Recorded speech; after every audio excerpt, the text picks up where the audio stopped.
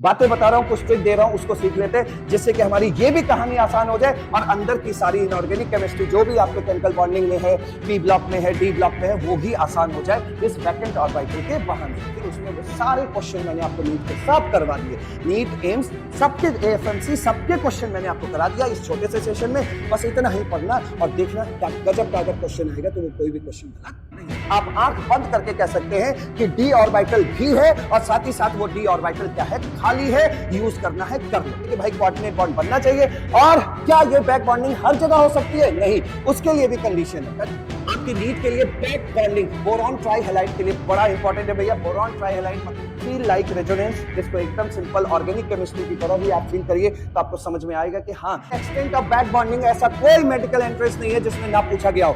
बहुत ज्यादा इंपॉर्टेंट है, इसको अच्छे से समझना। Extent of back bonding in boron trihalide के लिए हमें लुईस एसिड स्ट्रेंथ का ऑर्डर तैयार करना है जो कि आपके नीट एग्जाम के लिए बहुत इंपॉर्टेंट है। हम लोगों को अपने नीट एग्जाम के लिए अभी का अभी तैयार करना है बैक बॉन्डिंग, और साथ ही साथ बैक बॉन्डिंग के किस तरह के क्वेश्चन आपके नीट एग्जाम में पूछे गए हैं या किस तरह के क्वेश्चन आपके नीट एग्जाम में पूछे जा सकते हैं, उनको कैसे हम लोग फटाफट सॉल्व कर सकते हैं, इसी पे बात होने वाली है इस छोटे से सेशन में। तो स्टार्ट करते हैं, ये बैक बॉन्डिंग होता क्या है। और इस बैक बॉन्डिंग के लिए हम सभी को पहले फटाफट रिवाइज करना होगा कोऑर्डिनेट बॉन्ड। कोऑर्डिनेट बॉन्ड में देखिए, एक टाइप का कोऑर्डिनेट बॉन्ड तो आप डेली अपने कॉपी में बनाते हो, पढ़ते हो, लेकिन आज एक नए टाइप का कोऑर्डिनेट बॉन्ड सीखने वाले, और यही नए टाइप का कोऑर्डिनेट बॉन्ड बैक बॉन्ड या बैक बॉन्डिंग कहलाने वाला है। ठीक है, तो चलिए फटाफट रिवाइज कर लेते हैं कोऑर्डिनेट बॉन्ड। देखो भाई, आप सभी को इतना तो पता ही है कि जब भी दो एटम के बीच इलेक्ट्रॉन की शेयरिंग होती है, जब भी दो एटम के बीच इलेक्ट्रॉन की शेयरिंग होती है तो वहां पर दो तरह का बॉन्ड बन सकता है, या तो कोवेलेंट बॉन्ड या तो कोऑर्डिनेट बॉन्ड। ये कोवेलेंट बॉन्ड क्या होता है? ये कोवेलेंट बॉन्ड एक इस टाइप का केमिकल बॉन्ड होता है जहां दो एटम अपने अपने अनपेयर्ड इलेक्ट्रॉन एक दूसरे के साथ शेयर करते हैं। क्या बोला मैंने? कोवेलेंट बॉन्ड इस टाइप का केमिकल बॉन्ड होता है जहां दो एटम अपने अपने अनपेयर्ड इलेक्ट्रॉन एक दूसरे के साथ शेयर करते हैं।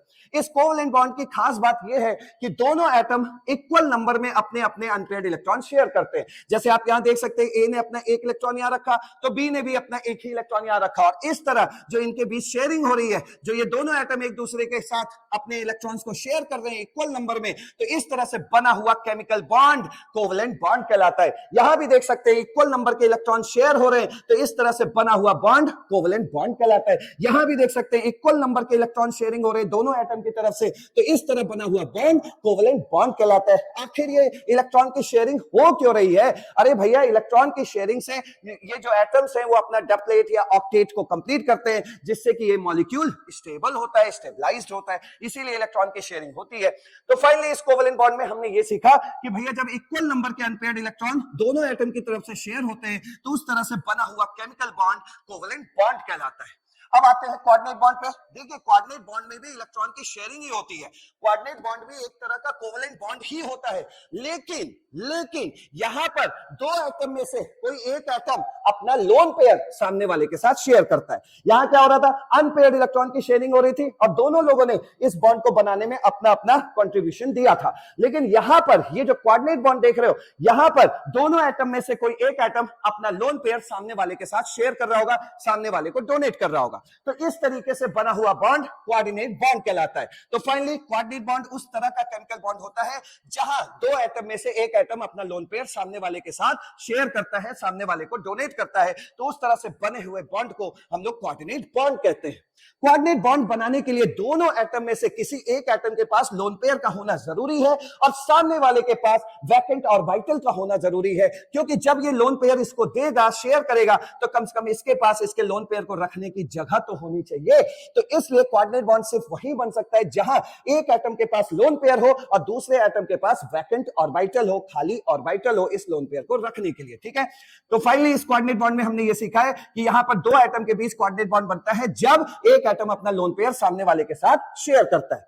अच्छा, एक बात बताइए, ये एटम क्या कर रहा है? अपना लोन पेयर सामने वाले के साथ शेयर कर रहा है, तो इस तरीके से ये एटम क्या कहलाया? Donor atom. क्या कहलाएगा? डोनर, क्योंकि ये लोन पेयर डोनेट कर रहा है। और ये क्या कर रहा है? इस लोन पेयर को अपने खाली ऑर्बिटल में रख रहा है, तो इसलिए ये क्या कहलाएगा भाई? एक्सेप्टर। क्या कहलाएगा? एक्सेप्टर। यानी कि कोऑर्डिनेट बॉन्ड के लिए हमने जो एटम के नाम लिखे वो बिल्कुल सही लिखे, D for donor, A for acceptor. तो दोनों एटम के अंदर ये क्वालिटी होनी चाहिए। अब एक बात और, जो कोई भी अपना lone pair electron density donate करता है तो उसे हम लुईस बेस कहते हैं। यानी कि कोऑर्डिनेट बॉन्ड जहां कहीं भी बनता है वहां पे जो एटम अपना लोन पेयर सामने वाले को दे रहा है उस लोन पेयर की हरकतें कैसी होंगी, लुईस बेस जैसी होंगी। लुईस बेस क्या होता है? जो इलेक्ट्रॉन डेंसिटी डोनेट करता है। यहां पर इसको देखिए, ए ये इलेक्ट्रॉन डेंसिटी को एक्सेप्ट कर रहा है और जो भी इलेक्ट्रॉन डेंसिटी को एक्सेप्ट करता है उसे हम लुईस एसिड कहते हैं। यानी कि इस ए यहां क्या तमाशा कर रहा होगा, किस चेहरे में होगा? लुईस एसिड होगा। तो फाइनली आपने कोऑर्डिनेट बॉन्ड समझ लिया, कोवेलेंट बॉन्ड समझ लिया। अब हम लोगों को एक चीज और समझ लेना चाहिए, बहुत इंपॉर्टेंट, और वो है वैकेंट ऑर्बिटल। ये वैकेंट ऑर्बिटल पूरी इनऑर्गेनिक केमिस्ट्री को कवर करता है। तो इस बैक बॉन्डिंग के बहाने ही हम लोग वैकेंट ऑर्बिटल भी फटाफट कुछ बातें बता रहा हूं, कुछ ट्रिक दे रहा हूं, उसको सीख लेते हैं जिससे कि हमारी ये भी कहानी आसान हो जाए और अंदर की सारी इनऑर्गेनिक केमिस्ट्री जो भी आपके केमिकल बॉन्डिंग में है, पी ब्लॉक में है, डी ब्लॉक में है, वो भी आसान हो जाए इस वैकेंट ऑर्बिटल के बहाने। ठीक है, चलिए तो जान लेते हैं कि आखिर ये वैकेंट ऑर्बिटल होता क्या है। देखो हमने एक एग्जांपल लिया BH3 का। BH3 का जो स्ट्रक्चर वगैरह बना होगा ऐसे ही बना होगा। बोरॉन अपने 3 अनपेयर्ड इलेक्ट्रॉन हाइड्रोजन के साथ शेयर करके 3 कोवेलेंट बॉन्ड बना के बैठा है। हर कोई ये चाहता है कि उसका ऑक्टेट कंप्लीट हो जाए, उसके पास 8 इलेक्ट्रॉन हो जाए। बोरॉन भी यहाँ पे यही सोच रहा है कि उसके पास 8 इलेक्ट्रॉन हो पाए। इसने पूरे हाथ पैर मारे, पूरी शेयरिंग वेयरिंग सब कुछ किया, लेकिन बोरॉन बेचारे के पास देखो 1 2 3 4 5 6 ही इलेक्ट्रॉन हो पाए शेयरिंग के बाद। इसका मतलब है कि इसके पास ऑक्टेट से कम इलेक्ट्रॉन है, ऑक्टेट से कम इलेक्ट्रॉन है। और कितना कम इलेक्ट्रॉन है? 2 कम है। आप भी जानते हैं कि एक ऑर्बिटल में ही 2 इलेक्ट्रॉन होते हैं, तो डेफिनेटली अगर ये इसके पास ऑक्टेट से कम इलेक्ट्रॉन है, मतलब ये इलेक्ट्रॉन डेफिशिएंट है, तो पक्की बात है कि इसके पास एक ऑर्बिटल खाली होगा। और ये ऑर्बिटल कौन सा खाली होगा? पी ऑर्बिटल खाली होगा, क्योंकि आपको भी पता है कि बोरॉन जो भी बॉन्डिंग करता है वो अपने पी ऑर्बिटल से करता है। उसको समझा देते हैं फटाफट, उसको देख लो। जैसे बोरॉन है, बोरॉन का नेचुरल कॉन्फ़िगरेशन क्या होता है? 1s2 2s2 2p1, क्योंकि आप जानते हैं कि बोरॉन का एटॉमिक नंबर क्या होता है? 5। अगर बोरॉन यहां पे ये 3 बॉन्ड बना रहा है तो डेफिनेटली उसने अपने पास 3 अनपेयर्ड इलेक्ट्रॉन रखे होंगे, लेकिन यहां तो दिख रहा है बस एक ही अनपेयर्ड इलेक्ट्रॉन। तो इसने क्या किया होगा भाई? इसने किया होगा कि भाई अपने s वाले इलेक्ट्रॉन को आगे शेयर कर दिया होगा। जैसे देखो यहां बोरॉन है तो ये 1s2 है, ठीक है, इसका एक इलेक्ट्रॉन इसने इसमें भेज दिया होगा, तो ये क्या बन जाएगा? 2s1। और p में आप भी जानते हैं भाई 3 ऑर्बिटल होता है, इसका नाम px होता है, इसका नाम py होता है, इसका नाम pz होता है। तो एक इलेक्ट्रॉन तो पहले से ही इसमें बैठा हुआ था, ठीक है, और एक इलेक्ट्रॉन यहां से अभी पहुंच रहा है, वो बैठा है। तो आप देख सकते हैं कि इसके पास एक ऑर्बिटल खाली है। और कौन सा वाला ऑर्बिटल खाली है? पी वाला। तो इसके पास क्या है? पी ऑर्बिटल खाली है। और इस तरह ये सामने से अगर कोई लोन पेयर आएगा तो उसको डेफिनेटली अपने ऑर्बिटल में रखेगा। ये लोग अपना ऑक्टेट कंप्लीट करने के लिए डेफिनेटली लोन पेयर को एक्सेप्ट करेंगे, क्योंकि इनकी मजबूरी है कि भाई ऑक्टेट कंप्लीट हो जाए तो मैं स्टेबल हो जाऊं। फॉर एग्जाम्पल BH3 हो गया, BH3 हो गया, BX2 हो गया, ALX3 हो गया, इन सब के पास वैकेंट पी ऑर्बिटल होता है और इनकी मजबूरी भी है इस पी ऑर्बिटल को भरने की, ताकि इनका ऑक्टेट कंप्लीट हो जाए और ये स्टेबल हो जाए। इसलिए ये सामने वाले से हर हाल में लोन पेयर मांगते ही मांगते हैं। क्लियर हो गया? आगे देखिए, एक और ऑर्बिटल होता है डी ऑर्बिटल। उसके लिए मैं आपको एक ट्रिक दे रहा हूं। ट्रिक क्या है? देखो, एटॉमिक नंबर 13, एटॉमिक नंबर बोल रहा हूं, एटॉमिक नंबर, ग्रुप नंबर नहीं बोल रहा हूं, एटॉमिक नंबर 13 से लेकर 17 तक, एटॉमिक नंबर 13 से लेकर 17 तक, और उसके नीचे वाले लोगों के पास डी ऑर्बिटल तो होता ही है, और साथ ही साथ वो डी ऑर्बिटल खाली होता है, वैकेंट होता है, वैकेंट डी ऑर्बिटल होता है। बात समझ गए? सबसे पहले तो बात ये होती है कि डी ऑर्बिटल है कि नहीं, और दूसरी बात ये होती है कि डी ऑर्बिटल है तो लेकिन वो वैकेंट है कि नहीं, वो खाली है कि नहीं। तो उसके लिए आपको वहां इलेक्ट्रॉनिक कॉन्फ़िगरेशन लिखने की जरूरत नहीं है। एटॉमिक नंबर 13 से लेकर 17 वाले एलिमेंट्स और उसके नीचे वाले एलिमेंट्स के पास वैकेंट डी ऑर्बिटल होता है, आप उसको यूज कर सकते हैं। फॉर एग्जांपल यहां देखिए, SiX4 है, PCl5 है, इस तरह के न जाने कितने एग्जांपल बन सकते हैं। इनके पास क्या है? वैकेंट डी ऑर्बिटल है, क्योंकि सिलिकॉन देखिए ये है, फास्फोरस देखिए ये है, तो इनके पास आप आंख बंद करके कह सकते हैं कि डी ऑर्बिटल भी है और साथ ही साथ वो डी ऑर्बिटल क्या है? खाली है। यूज करना है कर लो। यहां पे एक बात आपको और सीखनी चाहिए कि जैसे मान लीजिए SiX4 बनाया, X की जगह क्लोरीन ले लो, चलो कोई भी हेलोजन ले लो, यहां पे ये बनाया, ठीक। यहां पर देखो Si का ऑक्टेट कंप्लीट है मेरे भाई। सिलिकॉन के लास्ट में 4 इलेक्ट्रॉन होता है और Cl से भी उसको 4 इलेक्ट्रॉन शेयर हो जाता है, जिससे इसका देखो ऑक्टेट कंप्लीट है। इसके पास ऑक्टेट कंप्लीट है तो इसको कोई जरूरत नहीं है सामने वाले का लोन पेयर रखने के लिए। लेकिन अगर सामने वाला लोन पेयर दे रहा है तो ये सिलिकॉन मना भी नहीं करेगा, क्योंकि सिलिकॉन के पास वैकेंट डी ऑर्बिटल है, इसके पास कमरे खाली है, उसमें वो सामने वाले का लोन पेयर रख सकता है। इन लोगों में क्या है? मजबूरी है, लोन पेयर को रखना ही रखना है, लेना ही लेना है, ताकि इनका ऑक्टेट कंप्लीट हो पाए। लेकिन इसमें कोई मजबूरी नहीं है, बट ये अगर इसको कोई लोन पेयर देगा तो मना भी नहीं करेगा, क्योंकि इसके पास कमरे खाली है, कमरे खाली है। देख सकते हैं ऐसे, जैसे देखो सिलिकॉन है 1s2 2s2 2p6, ठीक है, 3s2 3p2, ये तो इसका नेचुरल कॉन्फ़िगरेशन है। और अगर थर्ड नंबर के शेल नंबर में घुस गए हो तो पक्का 3d भी होगा। और देखो इसका d ऑर्बिटल पूरी तरीके से खाली है, यानी कि अगर ऑक्टेट कंप्लीट है उसके बावजूद भी ये लोन पेयर रख सकता है क्योंकि इसके पास d ऑर्बिटल खाली है। तो ये लोग भी कोऑर्डिनेट बॉन्ड बनाते हैं। अब चलते हैं फाइनली हम लोग अपने काम धाम पर। अच्छा, उससे पहले भी एक क्वेश्चन भी जरा सा देख लेना, फिर हम लोग चलते हैं बैक बॉन्डिंग पे। देखो आपके एनसीईआरटी में ये क्वेश्चन बना हुआ है और इस क्वेश्चन में क्या है कि NH3 प्लस BF3 ये दोनों मिल करके NH3 BF3 जैसा एक जुड़ा हुआ एडक्ट प्रोडक्ट बनाते हैं। तो आपसे बोलता है कि बॉन्डिंग से पहले हाइब्रिडाइजेशन क्या होगा और बॉन्डिंग के बाद इन लोगों का हाइब्रिडाइजेशन क्या होगा। आप साफ साफ समझ गए कि बोरॉन बी फॉर भिखारी, बोरॉन के पास वैकेंट ऑर्बिटल होता है, यहाँ पे अमोनिया के नाइट्रोजन के पास लोन पेयर होता है। ये लोन पेयर डेफिनेटली इसको देगा और इस तरह यहाँ पे एक कोऑर्डिनेट बॉन्ड बन जाएगा, ठीक है। लेकिन बॉन्डिंग से पहले देखो क्या है, 1 सिग्मा 2 सिग्मा 3 सिग्मा, 3 सिग्मा है और एक लोन पेयर है, एक क्या है, एक लोन पेयर है। तो इस तरह इसका हाइब्रिडाइजेशन क्या हुआ भाई, sp3 हुआ। 3 और 1 क्या हुआ, 4, 4 का मतलब क्या होता है, sp3 हुआ। यहाँ पे बोरॉन देखो 3 कोवलेंट बॉन्ड है, सिग्मा सिग्मा सिग्मा, तो यहाँ पे बोरॉन का हाइब्रिडाइजेशन क्या होगा, sp2 होगा। लेकिन जब इन लोगों के बीच कोऑर्डिनेट बॉन्ड बना होगा तो क्या हुआ देख लो, ये लोन पेयर तो चला गया वहां पे, तो लेकिन ये लोन पेयर जो है ये इसके लिए भी काउंट होगा, उसके लिए भी काउंट होगा भाई। या फिर ऐसे देख सकते हो कि इस लोन पेयर से क्या बन गया है, एक बॉन्ड बन गया है। अब गिनो, ये क्या है, सिग्मा बॉन्ड, ये क्या है, सिग्मा बॉन्ड, ये क्या है, सिग्मा बॉन्ड। और यही मुझे समझाना था, ये जो N और B के बीच जो पहला पहला बॉन्ड बना है ये कोऑर्डिनेट बॉन्ड, ये भैया सिग्मा बॉन्ड ही तो हुआ जिसे आप डेली अपनी केमिस्ट्री में बनाते हो। तो ये क्या है, सिग्मा बॉन्ड है, और सिग्मा बॉन्ड है तो फिर इसका हाइब्रिडेशन क्या होगा, 4 सिग्मा है, ठीक है, तो हाइब्रिडेशन क्या होगा, sp3 होगा। अब बोरॉन के नजरिए से देखो, 1 सिग्मा 2 सिग्मा 3 सिग्मा और ये भी 4 सिग्मा, ये इसका भी तो है, तो ये क्या हुआ, 4 सिग्मा हुआ, तो आज इसका हाइब्रिडेशन क्या हो गया, sp3 हो गया। आप साफ साफ देख सकते हैं कि कोऑर्डिनेट बॉन्ड बनने से हाइब्रिडाइजेशन क्या हुआ, चेंज हो गया। इसका हाइब्रिडाइजेशन तो वही रहा लेकिन इस BF3 का हाइब्रिडाइजेशन क्या हो गया, चेंज हो गया। तो ये भी बहुत इंपॉर्टेंट क्वेश्चन है, ठीक है। अब चलते हैं हम लोग बैक बॉन्डिंग की तरफ और अब समझ लेते हैं फटाफट बैक बॉन्डिंग क्या होता है। ये तो आप एकदम समझ गए हैं, यहां से बस एक लाइन निकाल करके वहां तक जाना है। वो लाइन ये है कि भाई यहां पर देखो, इसके पास वैकेंट ऑर्बिटल था, इसके बाद लोन पेयर था, इसने कोऑर्डिनेट बॉन्ड बनाया।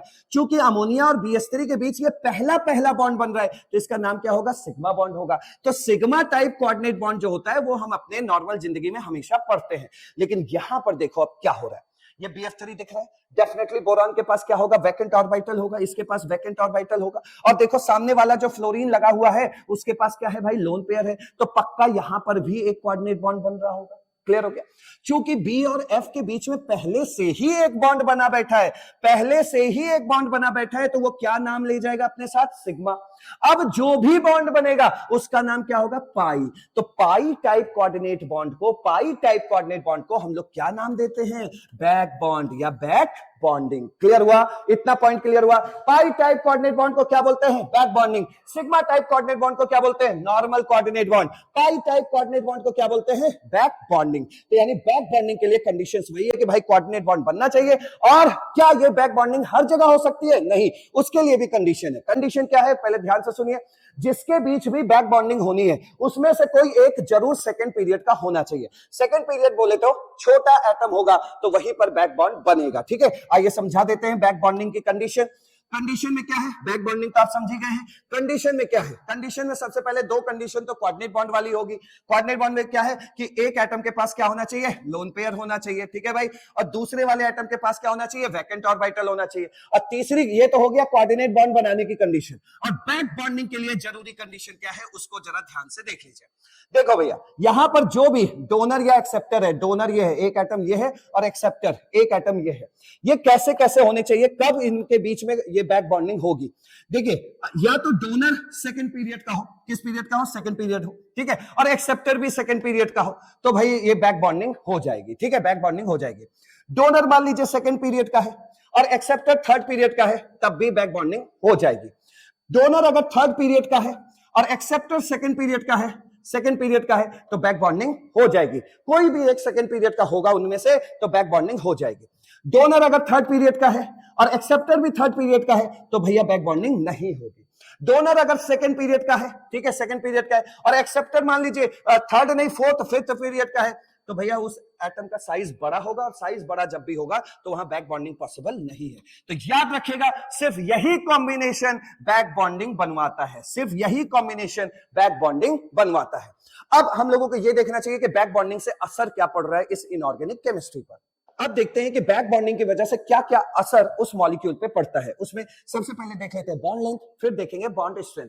बॉन्ड लेंथ में आपको पता है कि सिंगल बॉन्ड बड़ा होता है डबल बॉन्ड से, ठीक है। और बॉन्ड स्ट्रेंथ में आपको पता है, बॉन्ड स्ट्रेंथ क्या होती है? बॉन्ड एनर्जी, मतलब बॉन्ड की मजबूती। और हमें पता है कि जो डबल बॉन्ड होता है वो सिंगल बॉन्ड से मजबूत होता है।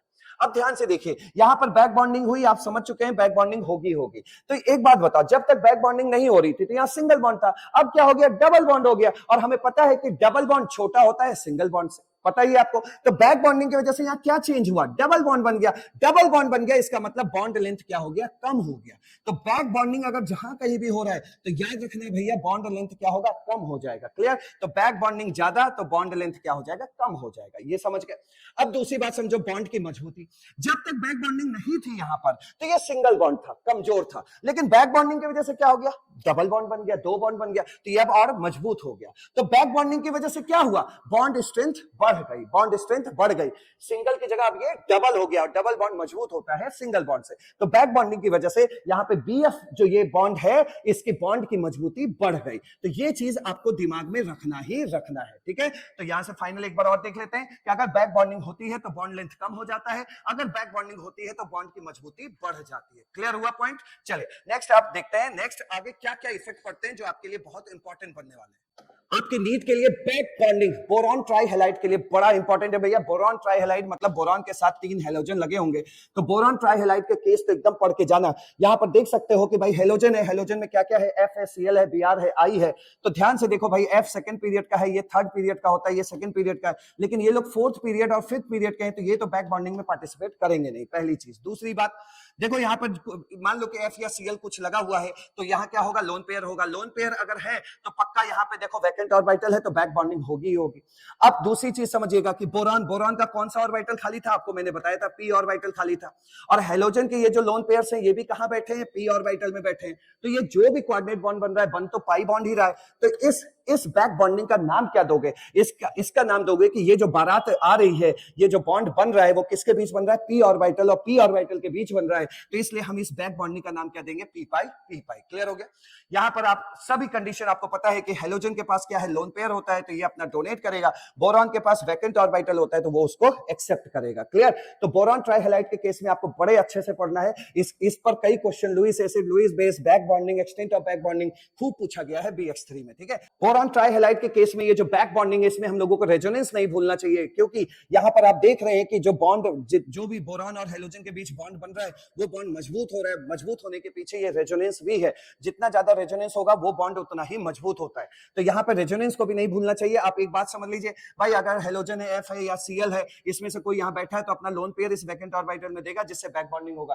भाई ये वाला पड़ोसी भी बैक बॉन्ड बना सकता है, या फिर ये वाला पड़ोसी भी बैक बॉन्ड बना सकता है, या फिर ये वाला पड़ोसी भी बैक बॉन्ड बना सकता है। अब यहां पे जब बैक बॉन्ड बन रहा होगा तो क्या बन रहा है? डबल बॉन्ड बन रहा है। अब आप खुद देखिए, हेलो, ये वाला जो हैलोजन है, इसके पास क्या है? चार्ज है, लोन पेयर है। चार्ज क्या होता है भाई? Plus charge, minus charge. Lone pair को भी हम लोग रेजोनेंस में एक चार्ज का नाम देते हैं, या फिर फ्री रेडिकल है। ये सब चार्जेस हैं। Clear?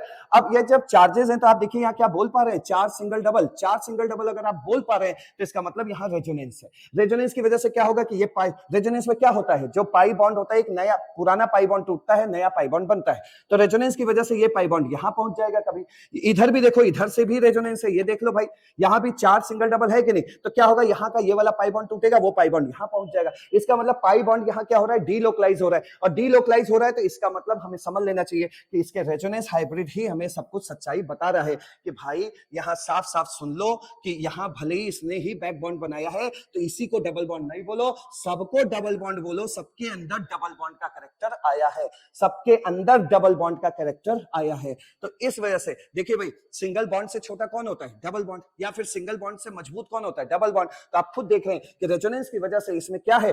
Partial double bond character आ रहा है, और पार्शियल डबल बॉन्ड कैरेक्टर आने की वजह से इन सबकी बॉन्ड की मजबूती बढ़ गई है, और पार्शियल डबल बॉन्ड आने की वजह से बॉन्ड लेंथ भी क्या हो गया है? कम हो गया है। क्लियर हुआ? तो रेजोनेंस को भी आप नहीं भूलेंगे। फील लाइक रेजोनेंस, इसको एकदम सिंपल ऑर्गेनिक केमिस्ट्री की तरह ही आप फील करिए, तो आपको समझ में आएगा कि हाँ, यहां पर ये जो पाई बॉन्ड है हर जगह डीलोकलाइज हो सकता है।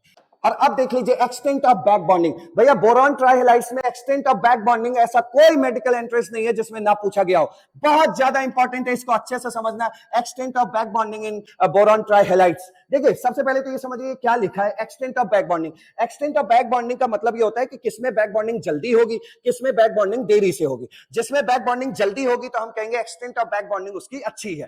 कहने का मतलब एक्सटेंट का मतलब हद, कौन जल्दी बैक बॉन्डिंग करेगा, कौन देरी से बैक बॉन्डिंग करेगा, ठीक है, तो इसको एक्सटेंट ऑफ बैक बॉन्डिंग बोलते हैं।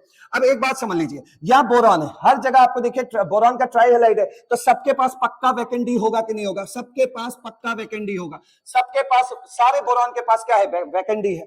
बगल में जो उसके बैठा है वो क्या है भाई, लोन पेयर है, लोन पेयर है, इसके पास क्या है, लोन पेयर है, और यहां पर भी देखो लोन पेयर है, ठीक है। अब बात को समझिए, समझिए कि बैक बॉन्डिंग कहां होगी कहां नहीं होगी। यहां देखो, यहां फ्लोरीन छोटा है, ठीक है, ये भी सेकंड पीरियड है, ये भी सेकंड पीरियड है।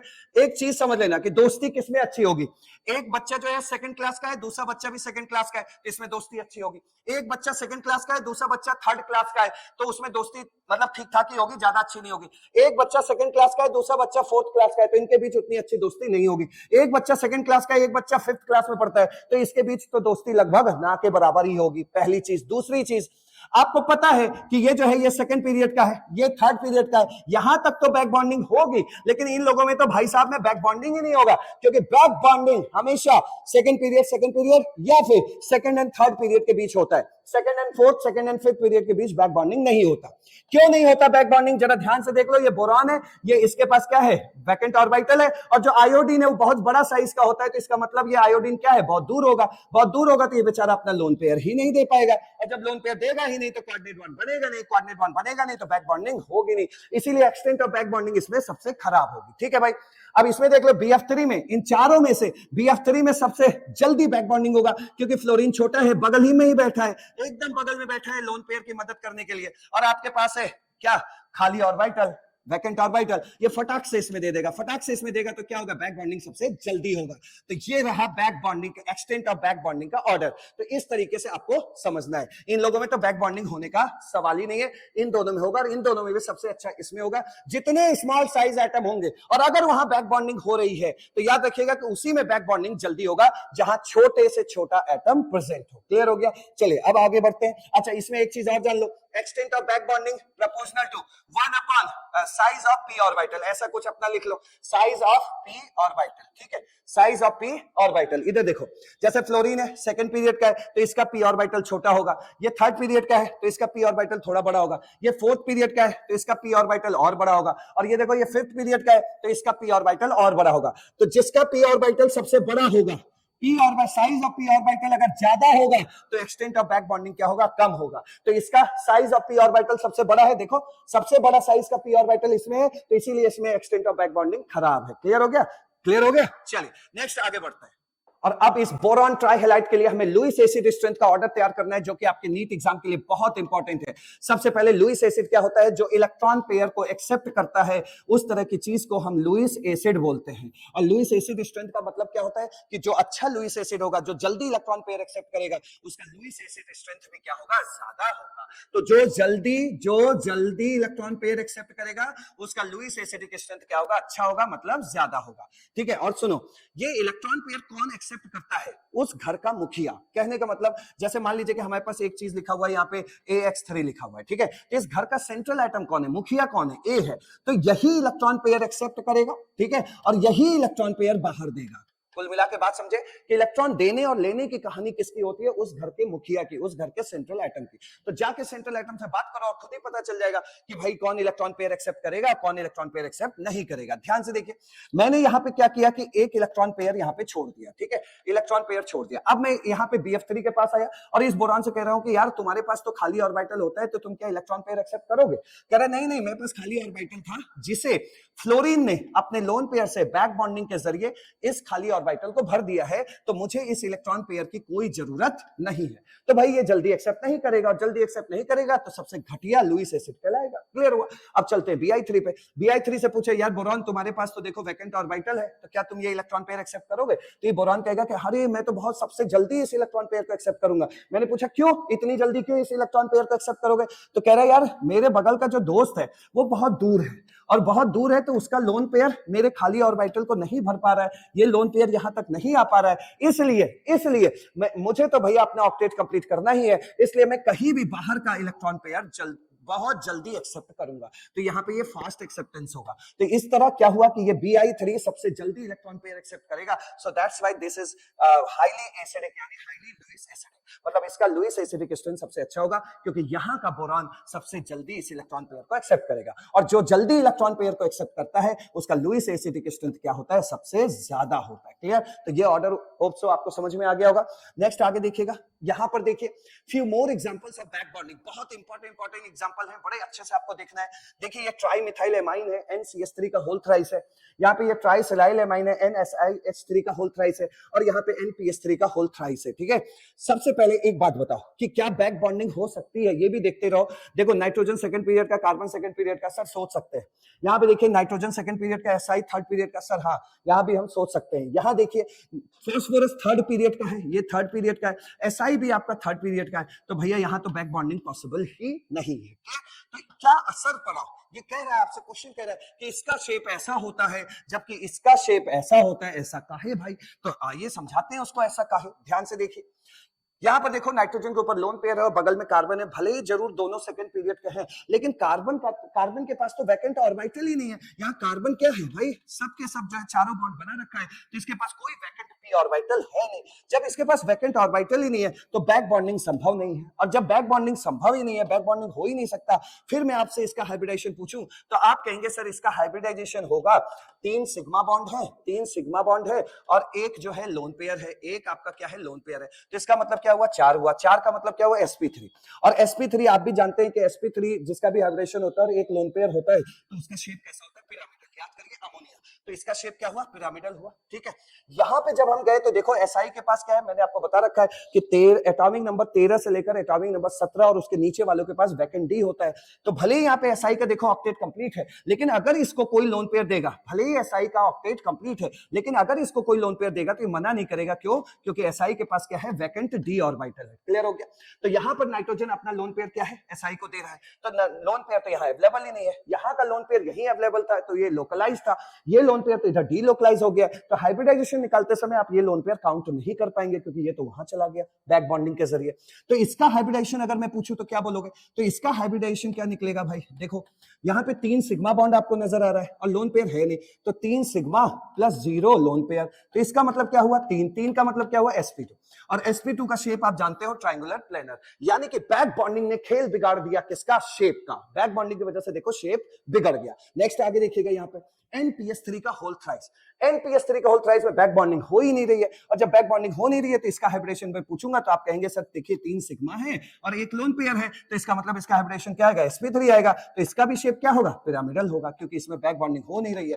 पहले वाले में बैक बॉन्डिंग नहीं हुई, इसमें बैक बॉन्डिंग नहीं हुई, और दोनों का sp3 विद 1 लोन पेयर, तो sp3 विद 1 लोन पेयर क्या शेप होता है, पिरामिडल, कैसा, अमोनिया जैसा, और यहाँ बैक बॉन्डिंग ने खेल बिगाड़ दिया। ठीक है, नेक्स्ट आगे बढ़ते हैं। अब देखो लुईस बेस स्ट्रेंथ पे क्या बैक बॉन्डिंग का असर पड़ता है। देखो लुईस बेस का मतलब होता है जो इलेक्ट्रॉन पेयर, लोन पेयर वगैरह बाहर को डोनेट करता है, किसको डोनेट करता है, किसी एसिड को। ठीक है, तो जो डोनेट करता है उसे हम लुईस बेस बोलते हैं, जो इलेक्ट्रॉन पेयर या लोन पेयर यानी कि इलेक्ट्रॉन डेंसिटी को डोनेट करता है उसे हम लुईस बेस बोलते हैं, और जो जल्दी डोनेट करेगा वो क्या होगा, लुईस बेस अच्छा होगा, वो क्या होगा, अच्छा होगा, मतलब उसका लुईस बेसिक स्ट्रेंथ क्या होगा, अच्छा होगा। तो आप अब यहाँ पे खुद ही बता सकते हैं। देखो भाई मैंने अभी आपको बताया कि इलेक्ट्रॉन पेयर, इलेक्ट्रॉन डेंसिटी लेने या देने का काम उस घर के मुखिया का होता है, उस घर के सेंट्रल एटम का होता है। तो आप सेंट्रल एटम पे नजर रखिए।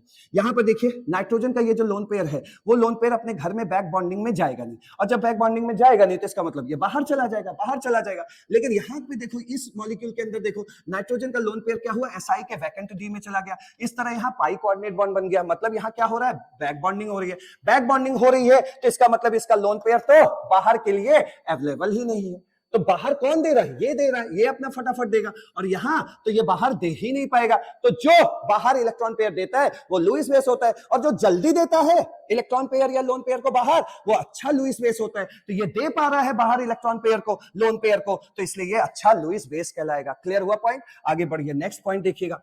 अब देखिए बैक बॉन्डिंग का असर बॉन्ड एंगल पे क्या है उसको भी समझिए। अच्छा यहां से आप एक चीज और समझ सकते हैं कि यहां से इन दोनों पॉइंट्स के लिए मैं आपको कुछ कुछ लिखवा दे रहा हूं। सबसे पहले इसके लिए मैं लिखवा दे रहा हूं, ये जैसे आपने लुईस बेसिक स्ट्रेंथ लिखा तो यहां पे ऐसे बैक बॉन्डिंग, ठीक है, बैक बॉन्डिंग अगर हो रहा है तो उसकी लुईस स्ट्रेंथ क्या होगी, घट जाएगी, लुईस एसिडिक स्ट्रेंथ क्या है, घट जाएगी। क्लियर हुआ? नेक्स्ट अगला वाला देख लो, यहां पर भी, यहां पर देखो बैक बॉन्डिंग की वजह से बेचारा वो दे नहीं पाया क्या, लोन पेयर, तो यहां भी आप कह सकते हो लुईस बेसिक स्ट्रेंथ जो होता है proportional to 1 upon back bonding होता है। बैक बॉन्डिंग अगर होगी तो भैया फिर वो जो भी इलेक्ट्रॉन है वो तो घर में ही चला जाएगा, तो बाहर दे नहीं पाएगा, जब घर में ही चला गया बाहर दे नहीं पाएगा तो उसकी लुईस बेसिक स्ट्रेंथ क्या हो जाएगी, खराब हो जाएगी। तो आप ये लगा सकते हो। क्लियर हुआ? अब चलते हैं नेक्स्ट पे, देखिए अब देख लो बैक बॉन्डिंग का असर बॉन्ड एंगल पे कैसा होता है, और बॉन्ड एंगल पे बैक बॉन्डिंग का क्या असर होता है उसको समझाने के लिए हमने दो एग्जांपल लिया है, CH3 होल ट्वाइस O और SiS3 होल ट्वाइस O, दोनों के स्ट्रक्चर मैंने बना के रखे हुए हैं। देखिए भाई, हमें अच्छी तरीके से पता है कि जो बॉन्ड एंगल होता है वो proportional to 1 upon lone pair होता है, ठीक है। अगर लोन पेयर ज्यादा है, अगर लोन पेयर ज्यादा है तो वो बेचारे इन सबको डरवाते हैं। किसको डरवाते हैं? ये देखिए, ये जो इसको तो आप जानते हैं लोन पेयर कहा जाता है, और ये जो बॉन्ड बनाने में जो दो इलेक्ट्रॉन यूज हो रहे हैं उन्हें बॉन्ड पेयर कहते हैं। और आपको पता है कि लोन पेयर बॉन्ड पेयर को क्या करता है, रिपेल करता है। लोन पेयर बॉन्ड पेयर को क्या करता है, रिपेल करता है। जब रिपेल करेगा तो भाई ये जो बॉन्ड ऐसे थे, ये जो बॉन्ड मान लीजिए OCH3 का ऐसे था, तो ऊपर से उसको लोन पेयर से जब इसके बॉन्ड पेयर को धक्का लगा होगा तो ये बेचारा ऐसे झुक गया होगा, ये भी बेचारा ऐसे रहा करता था, ऐसे झुक गया। तो लोन पेयर अगर ज्यादा है तो क्या होता है, बॉन्ड एंगल कम हो जाता है, ये बेचारे ऐसे झुक गए, ठीक है, तो बॉन्ड एंगल कम हो गया। लेकिन यहां देखो और यहां देखो, दोनों में आपको समझ आ जाएगा कि हाँ बैक बॉन्डिंग खेल रहा है। कैसे खेल रहा है उसको देखिए। यहां पर तो बैक बॉन्डिंग पॉसिबल है नहीं क्योंकि कार्बन के पास वैकेंट डी है नहीं। जब इस कार्बन के पास कोई वैकेंट ऑर्बिटल ही नहीं है, वैकेंट डी छोड़िए, कोई ऑर्बिटल ही नहीं है, ठीक है, तो इसके पास जब कोई ऑर्बिटल वैकेंट है ही नहीं तो बैक बॉन्डिंग पॉसिबल है नहीं, तो इसमें बैक बॉन्डिंग नहीं हो पाएगी, ठीक है, नहीं हो पाएगी। इसका मतलब ये दोनों लोन पेयर यही सजे हुए आपको दिखाई पड़ेंगे। लेकिन यहां देखिए, यहां पर क्या है, ऑक्सीजन के पास लोन पेयर और SI के पास क्या है, वैकेंट डी है। और अगर यहां पे वैकेंट डी है तो एक लोन पेयर तो बेचारा कहां चला गया, कहां चला गया, ये लोन पेयर चला गया यहां बैक बॉन्डिंग में। क्लियर हुआ? ऐसे भी कह सकते हो ये भी लोन पेयर इधर वाले में बैक बॉन्डिंग में चला गया। तो भैया लोन पेयर की संख्या तो आपने यहां कम कर दी, और जब लोन पेयर कम है, जब लोन पेयर कम है, जब लोन पेयर क्या है, कम हो गया, तो बॉन्ड एंगल क्या होगा, बढ़ जाएगा। और ये लोन पेयर कम कैसे हुआ, due to back bonding, due to back bonding. तो इसलिए हम कह सकते हैं कि अगर किसी भी मॉलिक्यूल में बैक बॉन्डिंग हो रही है तो वहां पे बॉन्ड एंगल जो होता है वो बढ़ जाता है, तो directly proportional to bond angle. Clear हुआ? तो इस तरीके से आपके बैक बॉन्डिंग का कॉन्सेप्ट क्लियर कराया गया, और उसमें वो सारे क्वेश्चन मैंने आपको नीट के साथ करवा दिए, नीट एम्स सबके, AFMC सबके क्वेश्चन मैंने आपको करा दिया इस छोटे से सेशन में। बस इतना ही पढ़ना और देखना, क्या गजब का अगर क्वेश्चन आएगा तो वो कोई भी क्वेश्चन गलत नहीं होगा। Thank you so much.